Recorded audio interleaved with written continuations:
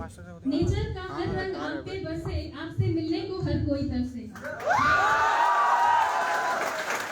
रब दे आपको खुशी इतनी, रब दे आपको खुशी इतनी कि आप उस खुशी को भुलाने को तरसे।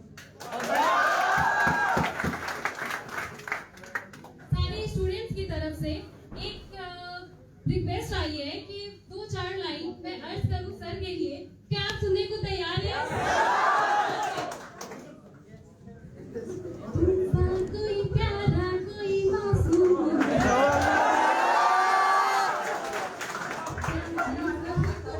तुम्हें मालूम नहीं।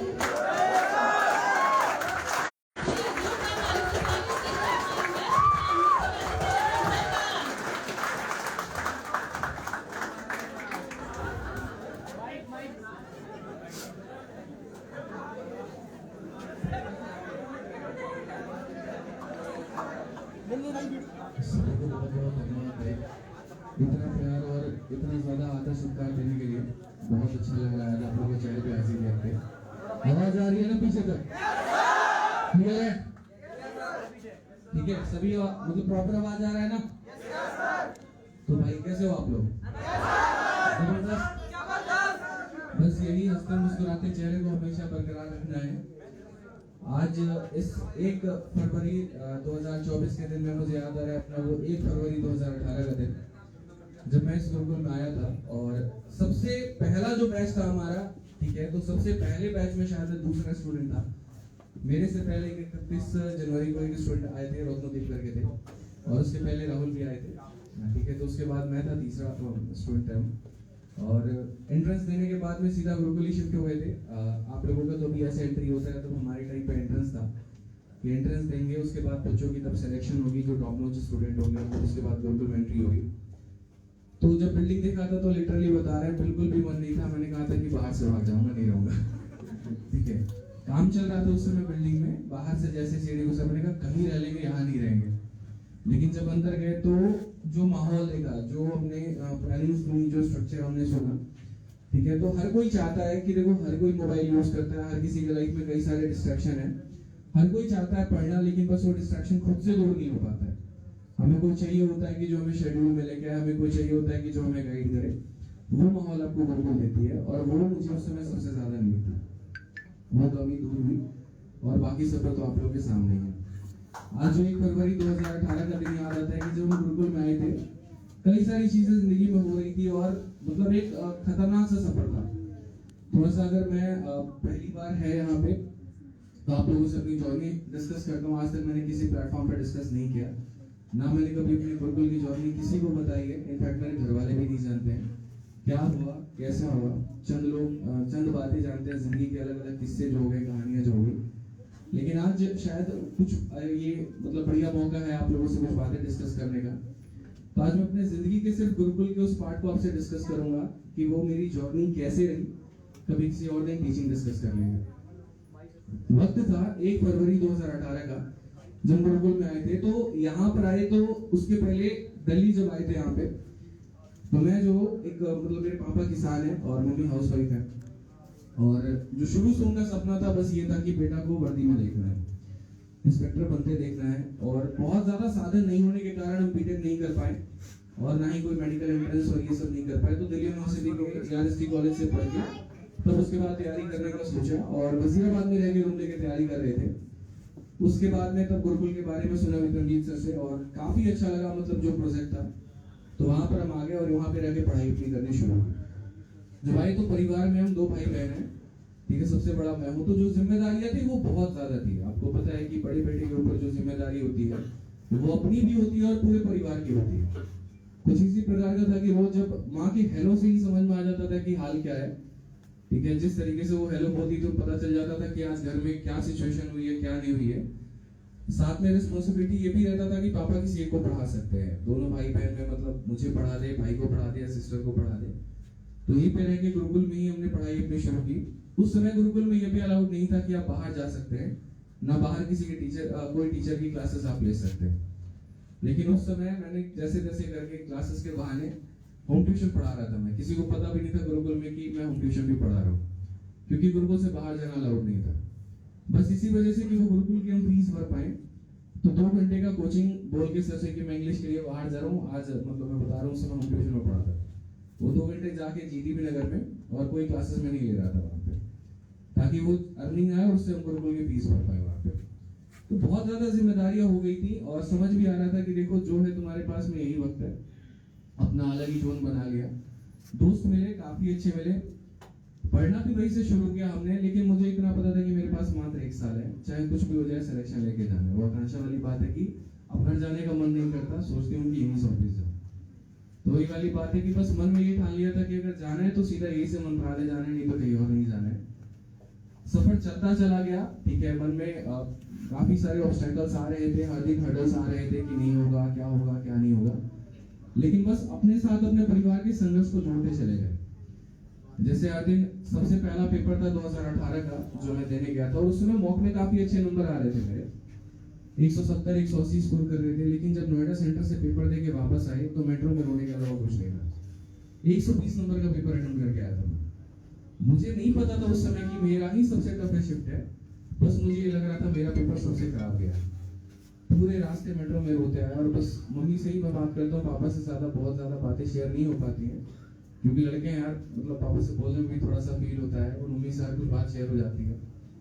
तो जब रास्ते में आ रहा था तो काफी सारा मतलब अंदर ही लग रहा था, तुमने क्या किया, 1.5 साल बर्बाद कर दिया, कैसे होगा। मम्मी को तो ये बोला था कि इस बार सिलेक्शन हो जाएगा, लेकिन हुआ नहीं। बड़ा बहुत दुख सा हो रहा था, समझ नहीं आया कि जहाँ पहुंचना था वहां ना पहुंच के कहीं और मेट्रो से पहुंच गए। लेकिन मेट्रो पे ही थे, बस ठीक है, थोड़ा संभाला। वो पाइप जो होता है मेट्रो में, उसको पकड़ के काफी देर तक लगा, मतलब ऐसा लगा चिपक गया हूँ उससे, छोड़ ही नहीं पा रहा। टीचर्स को फोन कर रहा हूँ, सर 120 नंबर का ही करके होगा कि नहीं होगा। सबने कह दिया भाई कुछ नहीं हो पाएगा। मन टूट सा गया, मेंस करने की तैयारी की हिम्मत नहीं हो पा रही थी, जैसे तैसे करके थोड़ी बहुत तैयारी कर रहा था। कुछ दिन के बाद पता चला कि सबसे टॉप सीजन का जो था वो मेरा ही था। मार्क्स बढ़ के वो 175 हो गए, लेकिन जब तक वो 175 हुए, 47 नंबर का इंक्रीमेंट हुआ था मेरी शिफ्ट में, तब तक मेरा आधा समय मेंस का निकल गया था। जितना समय बचा उसमें तैयारी की, लेकिन लास्ट में ये रहा कि बस 1.4 मार्क्स से 2018 वाला पेपर मेरा रह गया। मतलब वो थोड़ी सी कोशिश शायद मैं और कर लेता तो हो जाता। उस रात में मैं बहुत रोया था, बहुत ज्यादा। मैं रूम लेके रह रहा था वहां पे। उस दिन समझ में आया कि मतलब मैंने मम्मी से बहुत सारी बातें डिस्कस की, तब मैंने प्लान किया कि कुछ दिन घर होके आते हैं।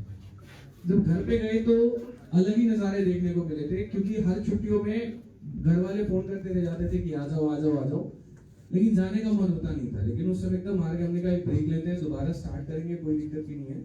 जब वहां पे घर पे गए तो अलग ही मतलब ऐसे देख रहा हूँ कि मम्मी के हाथ सुने हैं, कान सुना है, जितने उनके पास ज्वेलरी थी जो शादी में मिला था नाना जी के माध्यम से, तो वो सारा का सारा उन्होंने भेज दिया था पढ़ाने के दौरान, क्योंकि एक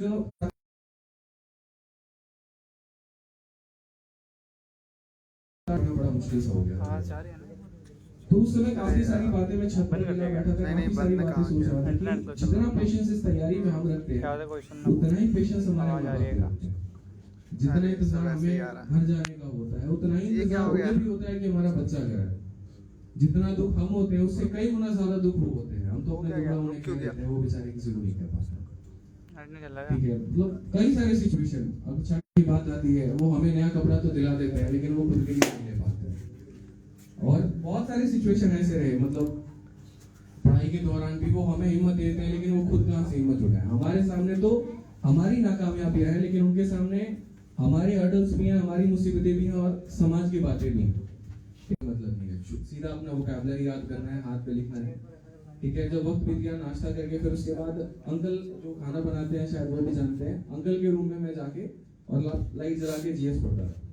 जब अंकल 1:30-2 बजे खाना बना के आएंगे तब वो अपने रूम में सोएंगे, तो मैं उनके रूम से निकल जाऊंगा, क्योंकि वही एक रूम था जहाँ मैनेजमेंट नहीं पहुंच पाती थी। क्योंकि वो फिर होता है कि लाइब्रेरी में चलो, मुझे नहीं जाना होता था, क्योंकि फिर वहां जाने के बाद शायद मुझे ये लगता था मैं जीएस याद नहीं कर पा रहा, तो बड़ी प्रॉब्लम आ जाती थी वहां पे।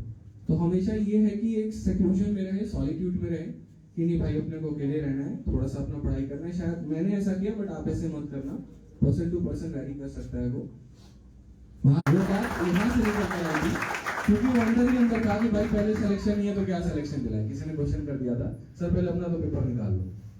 तो उसी बात पे एक साथ 5 सरकारी नौकरी निकाली थी, आईटी, सीजीएस, ऐसे करके सभी हमने मालूम कि सिलेक्टेड है, सिलेक्शन दिलाएंगे। मेहनत बहुत की, पढ़ने में कोई कसर नहीं छोड़ा, लाइब्रेरी में मतलब ये ठान लिया था कि अगर मेरे से पहले कोई नहीं आएगा, अगर कोई पहले आ रहा है तो मैं उससे पहले उठ के जाऊंगा। और उसके बाद में सबसे लास्ट तक मैं लाइब्रेरी में बैठा रहता था।